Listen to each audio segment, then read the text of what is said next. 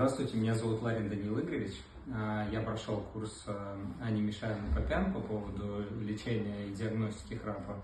И это было по-настоящему большое для меня открытие. То есть до этого я ничего практически об этом не знал. Сейчас я полностью изменил свое мировоззрение на этот вопрос. Теперь я знаю, как правильно диагностировать этих пациентов, как правильно лечить, что можно рекомендовать, что можно предложить им кроме хирургии. И, собственно говоря, теперь, возвращаясь в клинику, я могу абсолютно спокойно заниматься этим направлением.